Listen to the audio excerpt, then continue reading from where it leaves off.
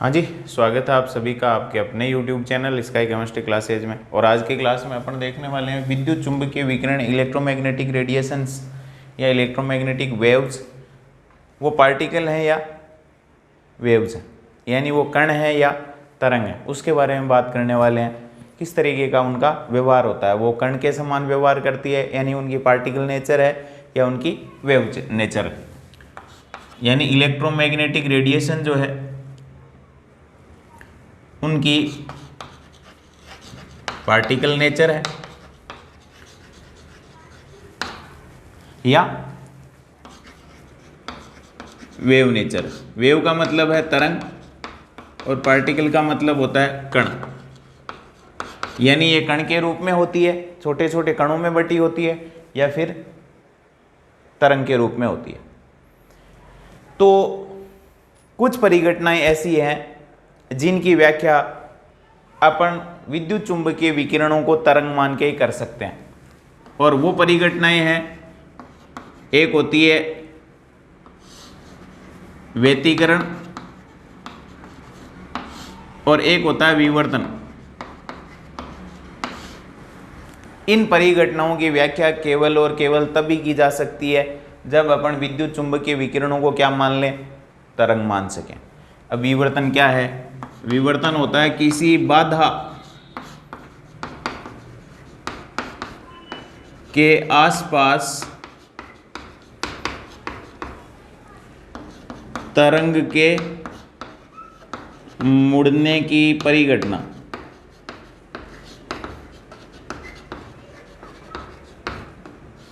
कोई बाधा है और उससे कोई तरंग मुड़ के निकल जाती है इस तरीके से, तो उस परिघटना को कहते हैं विवर्तन। इस परिघटना की व्याख्या यानी विवर्तन की व्याख्या केवल और केवल इसको तरंग मानते हुए की जा सकती है, क्योंकि तरंग होगी तो मुड़ेगी, किसी बाधा के आसपास कण होगा तो बाधा से टकराएगा और वहीं गिर जाएगा, तो तरंग के रूप में वो मुड़ने की परिघटना विवर्तन कहलाती है। अब व्यतिकरण क्या होती है? तो एक समान आवृत्ति वाली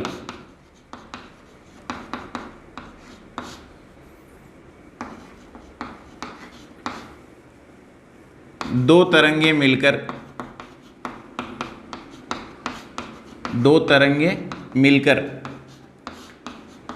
एक ऐसी तरंग उत्पन्न करती है जिसका त्रिविम में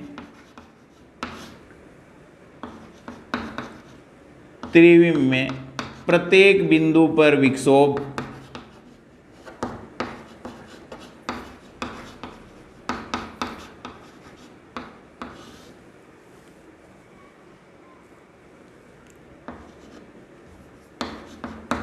प्रत्येक तरंग के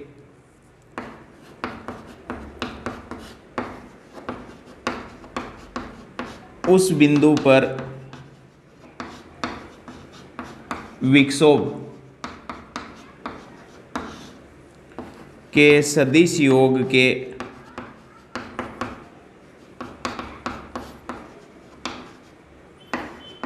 बराबर होता है।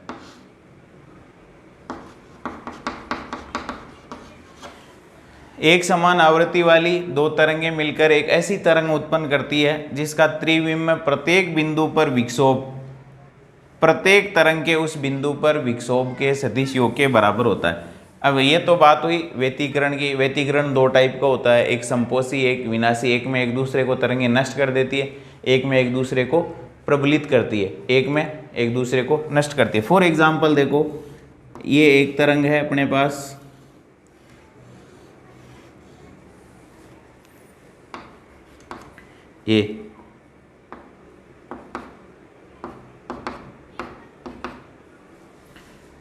ये दूसरी तरंग है अपने पास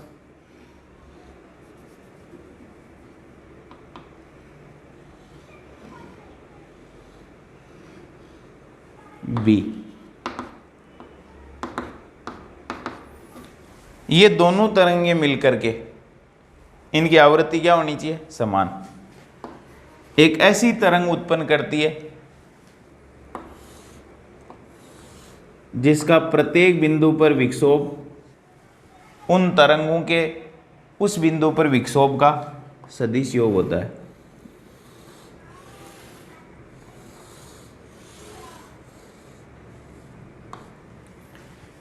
ये a प्लस बी का विक्षोभ हो गया, ये a प्लस बी का विक्षोभ, a प्लस बी का विक्षोभ, यानी इस बिंदु पर, ये जो बिंदु आप देख रहे हो इस पर इतना विक्षोभ था, इसका इतना था, दोनों मिलकर के इस बिंदु पर विक्षोभ क्या हो गया है, डबल।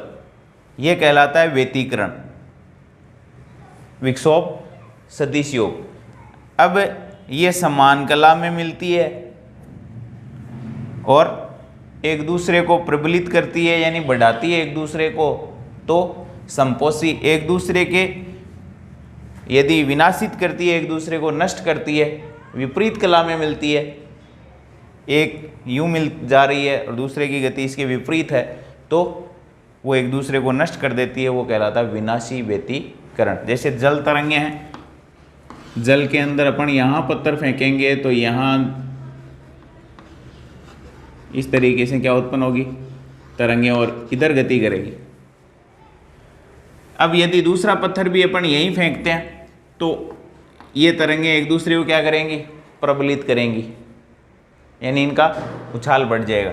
लेकिन यदि एक पत्थर यहाँ किनारे से फेंक दिया जाए तो, और एक पत्थर यहाँ केंद्र में फेंका जाए, तो इधर वाली तरंगे आपस में मिलेंगी तो एक दूसरे को नष्ट कर देंगी। ऐसे ही यहाँ संपोषी और विनाशी व्यतिकरण होता है। तो व्यतिकरण परिघटना और विवर्तन परिघटनाओं की व्याख्या विद्युत चुंबकीय विकिरणों को तरंग मान के ही की जा सकती है। यदि तरंग नहीं मानते हैं, कण मानते हैं, तो अपन इन परिघटनाओं को स्पष्ट नहीं कर सकते। तो ये परिघटनाएं क्या कहती है कि विद्युत चुंबकीय विकिरणों की तरंग प्रकृति होती है। लेकिन कुछ परिघटनाएं ऐसी है जिनकी व्याख्या अपन विद्युत चुंबकीय विकिरणों को तरंग मान करके नहीं कर सकते। पहली वो परिघटना है गर्म पिंडों से विकिरणों का उत्सर्जन, विकिरणों का उत्सर्जन, इसको कहते हैं कृष्णिका विकिरण। कृष्णिका विकिरण, ब्लैक बॉडी रेडिएशन। गर्म पिंडों से विकिरणों का उत्सर्जन, जैसे लोहे को जब गर्म करते हैं तो लोहा शुरुआत में हल्का लाल, फिर गहरा लाल, और ज़्यादा गर्म करते हैं तो वाइट, और ज़्यादा गर्म करते हैं तो नीला हो जाता है। इसका मतलब विकिरणें उत्सर्जित कर रहा है, गर्म करने से उत्सर्जित होने वाले विकिरणों की आवृत्ति में परिवर्तन हो रहा है। लाल रंग की आवृत्ति सबसे कम और नीले रंग की आवृत्ति सबसे ज़्यादा होती है। तो आवृत्ति में क्या हो रहा है, चेंज हो रहा है। किसके साथ, तापमान में परिवर्तन के साथ।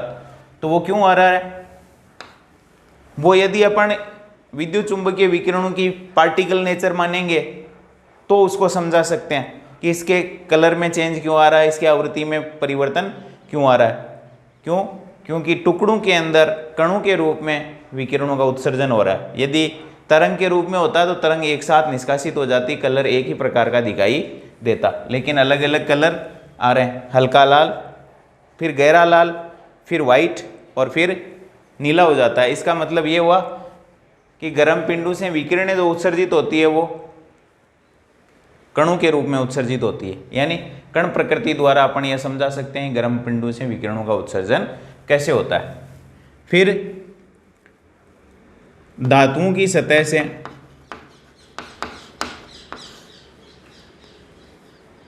धातुओं पर विकिरणों के टकराने से, विकिरणों के टकराने से इलेक्ट्रॉनों का निष्कासन, इलेक्ट्रॉनों का निष्कासन, प्रकाश विद्युत प्रभाव,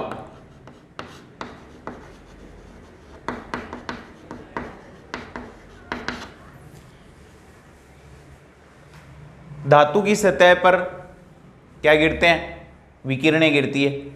और विकिरण गिरने से इलेक्ट्रॉन निकलते हैं, तो इलेक्ट्रॉन तो कण हुए ना। इसका मतलब इस परिघटना को प्रकाश विद्युत प्रभाव कहते हैं। धातु की सतह पर विद्युत चुंबकीय विकिरण टकराने से इलेक्ट्रॉन निकलते हैं, तो इलेक्ट्रॉन विद्युत चुंबकीय विकिरणों को कण मानने से समझाया जा सकता है इस परिघटना को, यानी प्रकाश विद्युत प्रभाव को अपन तभी समझा सकते हैं जब ये माना जाए कि विद्युत चुंबकीय विकिरणों की कण प्रकृति होती है, क्योंकि कणों के टकराने से कण इलेक्ट्रॉन निकलते हैं। यदि तरंग टकराती है तो तरंग तो एक साथ एक जगह टकरा जाएगी, एक ही इलेक्ट्रॉन निकलना चाहिए, लेकिन इलेक्ट्रॉनों का निष्कासन लगातार यदि जारी रहता है तो अपन विकिरणों की विद्युत चुंबकीय विकिरणों को ये कह सकते हैं कि ये कणों से मिलकर बनी होती है। फिर इस परिघटना की व्याख्या भी अपन किसके द्वारा कर सकते हैं, इसकी कण प्रकृति पार्टिकल नेचर द्वारा ही कर सकते हैं। फिर नेक्स्ट आते हैं अपन ठोसों के तापमान के फलन के रूप में ऊष्माधारिता में परिवर्तन कि टेम्परेचर जैसे जैसे परिवर्तित होता है, ऊष्मा को धारण करने की क्षमता भी क्या होती है, ठोसों की चेंज होती चली जाती है। एक साथ कोई ठोस गर्म नहीं हो जाता, एक साथ कोई ठोस ठंडा नहीं हो जाता।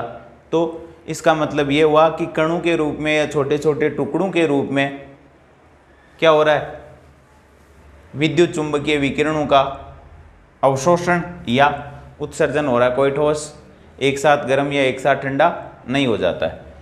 तो तापमान के फलन के रूप में ऊष्माधारिता में परिवर्तन को भी कि टेम्परेचर के चेंज के साथ ऊष्माधारिता में, ठोसों की ऊष्माधारिता में जो चेंज हो रहा है उसको भी अपन पार्टिकल नेचर से ही समझा सकें, वेव नेचर से नहीं समझा सकते, क्योंकि ठोस धीरे धीरे गर्म और धीरे धीरे ही ठंडे होते हैं। इसका मतलब कणों के रूप में ऊर्जा उत्सर्जित करते हैं और कणों के रूप में ही अवशोषित करते हैं। और उसके बाद है हाइड्रोजन का रेखा स्पेक्ट्रम।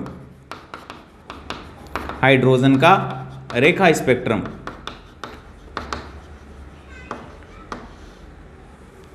हाइड्रोजन के अंदर रेखाओं का एक स्पेक्ट्रम जो प्राप्त होता है अपने को, आगे देखेंगे अपन। उसकी व्याख्या भी पार्टिकल नेचर को मानते हुए की जा सकती है, विद्युत चुंबकीय विकिरणों की, या कण प्रकृति द्वारा ही की जा सकती है। वेव नेचर या तरंग प्रकृति द्वारा इसकी व्याख्या नहीं की जा सकती। तो ये परिघटनाएं हैं जो कहती है क्या कि विद्युत चुंबकीय विकिरणों की प्रकृति कण होती है, कण प्रकृति होती है।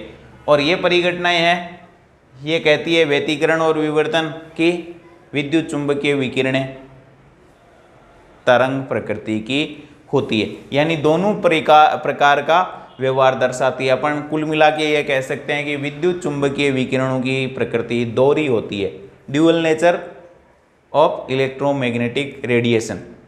कण प्रकृति भी होती है और तरंग प्रकृति भी होती है। जब आवश्यकता पड़ती है तो तरंग की तरह व्यवहार करती है, जब आवश्यकता पड़ती है तो कण की तरह व्यवहार करती है। प्रकाश भी कणिकाओं से मिलकर बना हुआ माना जाता था और उसकी भी दोहरी नेचर होती है, कण प्रकृति भी होती है और तरंग प्रकृति भी। वैसे ही विद्युत चुंबकीय विकिरणों की प्रकृति भी दोहरी होती है। अब इनको अपन अलग अलग, व्यतिकरण और विवर्तन जो है वो फिजिक्स का पार्ट है। यहाँ अपन देखेंगे ब्लैक बॉडी रेडिएशन क्या होता है, यानी कृष्णिका विकिरण क्या है, प्रकाश विद्युत प्रभाव क्या है, ठोसों के तापमान के फलन में ऊष्माधारिता, ये तो कॉमन सेंस की सी बात है। और हाइड्रोजन का यहाँ रेखा स्पेक्ट्रम की भी बात करने वाले, इनको अपन अलग अलग देखेंगे। ये था अपना विद्युत चुंबकीय विकिरणों की प्रकृति कैसी, तो उसकी मर्जी आए जैसी, पानी रे पानी तेरा रंग कैसा, जिसमें मिलाए उस जैसा। तो विद्युत चुंबकीय विकिरणें जैसी मर्जी, अपना मर्जी के अनुसार व्यवहार दर्शाती है। मर्जी की मालिक होती है कौन, विद्युत चुंबकीय विकिरण।